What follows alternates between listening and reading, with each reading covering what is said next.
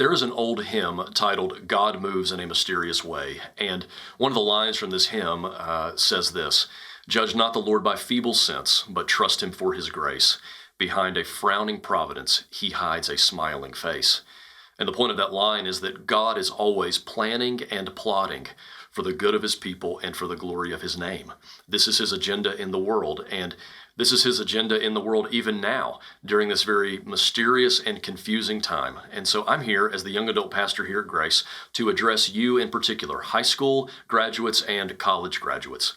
Typically, this season would be filled with events and with celebrations honoring your accomplishments as you pass through this rite of passage known as graduation.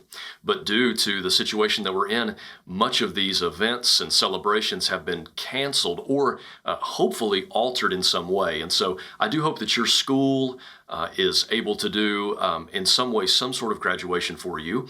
But whatever the case may be, what is happening right now is not in any way what you planned or envisioned or wished for. And so what I want you to hear from me as the young adult pastor, and by extension the rest of Grace Church, is that we love you and we are proud of you.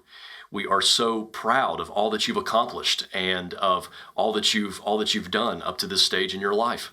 And we want you to know that we are invested in you and that we are interested in you and in what God has for your future. And so what we want to do is to, as best as we can, help shepherd you as you transition from one life stage to the next. The goal being that you would continue to be, after graduation, a faithful, devoted follower of Jesus Christ. And the place where that's going to happen best is within the context of a healthy gospel-preaching local church. And if at all possible, we would love for that context to be Grace Church. And so we want to shepherd you and help you as best as we can.